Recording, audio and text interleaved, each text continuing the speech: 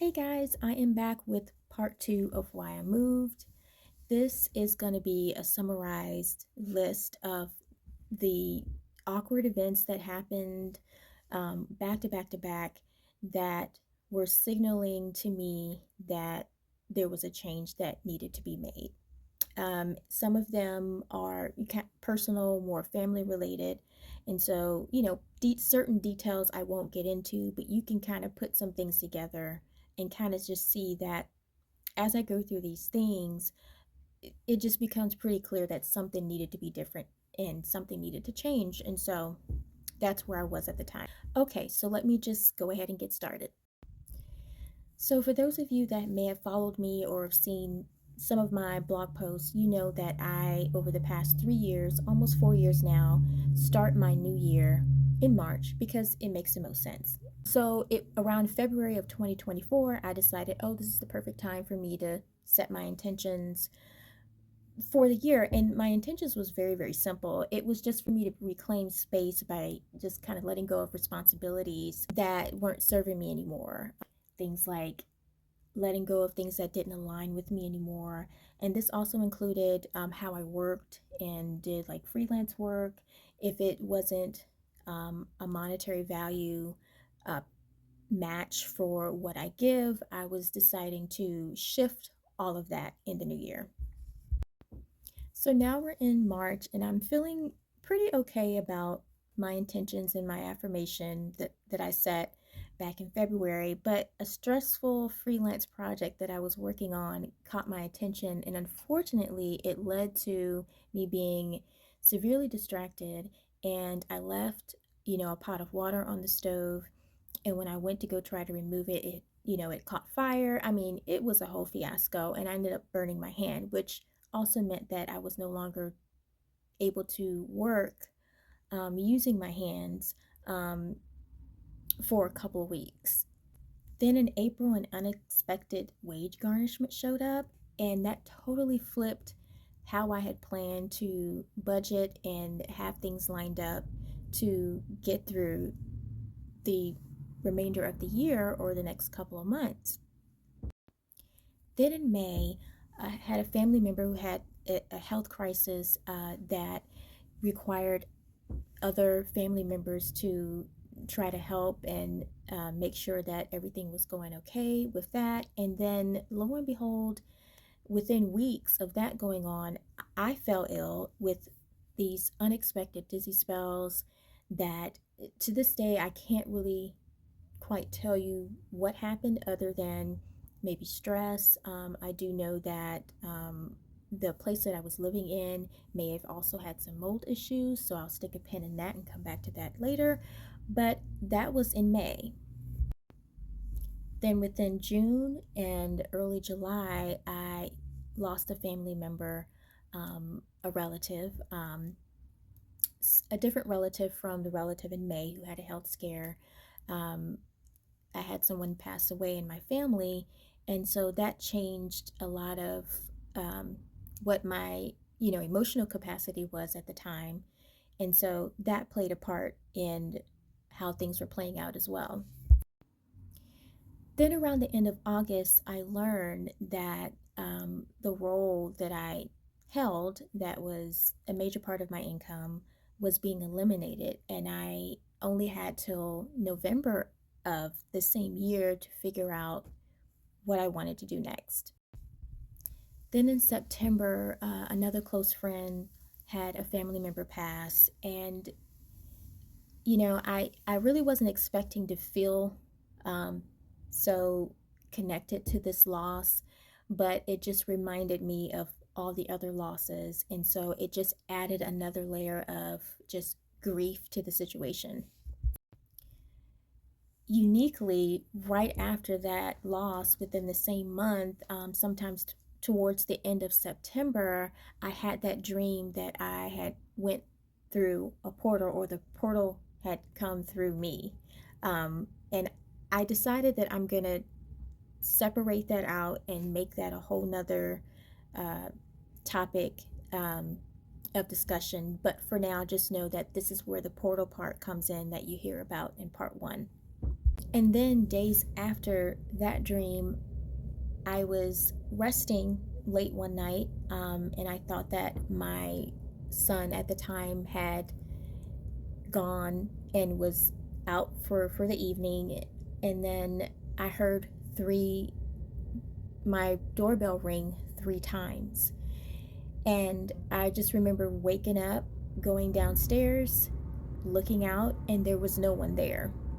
And so I go upstairs, and I just happened to peek in my son's room at the time, and he was home, you know, doing his thing, home, wasn't out there ringing the doorbell. And I just took that as a sign of, I think God or the universe is trying to get my attention, and using these as a way of just kind of prompting me in a different direction. So by early October, it was pretty abundantly clear that I had reached the max of what I could potentially stand emotionally, physically, mentally, and that it was just time to officially take the leap and make the change. And so that's how I got the idea to go ahead and in 30 days, I wrapped things up in the city and state that I was in and decided it is best for me to take on this new chapter somewhere else. So, with all that said, that's giving you a glimpse on the inside, deep dive into what those events actually were, like the tangible events. I'm trying to do life in a way that feels more authentic to me, and I want to be able to present things to you that's relatable and maybe not so cryptic. And I just felt like this was the time to share those details because I feel like a lot of us can relate to setting affirmations and intentions for ourselves and then finding that right after that there's a series of seemingly connected, unconnected things that happen back to back to back, unexpected, right? And you're kind of wondering, did I do something wrong here? So after going through all of that rumbling around in my head about, no, it's not anything that I did wrong, it's just the nature of the beast. When you set intentions, usually opposite resistance tends to follow right behind it. I guess for me, I was just not expecting it to be so resistant. And so that was the shocker for me. So after I got settled in the new city and state, I took some time to grieve the loss. I'm still grieving some of this loss because, like I said, this has been a huge leap, a huge jump, and it's taking some time to clear out emotionally. And I suspect that it might take me a little more time. I'm not expecting, by the next month to have all this figured out. But I did take a moment to put together a blog post on creativelifebinary.blogspot.com, and it's called How I Recognized It Was Time for a New Environment, and You Might Too. And I think that listening to this and reading that, it will help tie the bow around this whole second part of why I moved. Also, I just want to clarify, when I said that I set intentions and there's usually a resistance that comes, what I'm not saying is because I set those intentions, all these bad things were happening to me, So I definitely don't want to put that out there. But I wanted to just make a point that it is pretty common that events similar to what I described can happen and feel very chaotic in the moment. Um, but sometimes they're just things that happen in a sequential order for whatever reason, and they could be signs that it's time to do something different.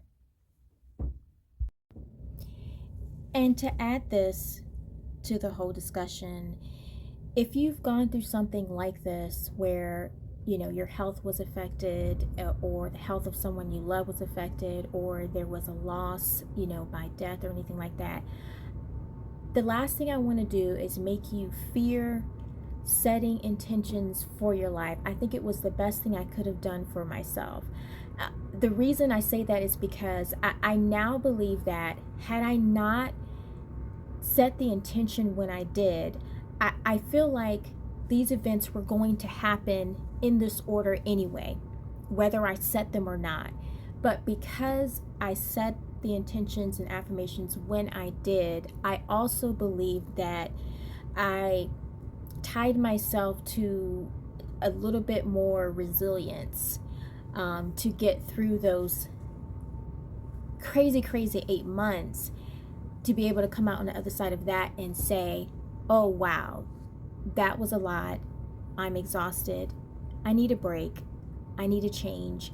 And how can I do that and what's available to me? And that's why I also wrote the blog post that I wrote.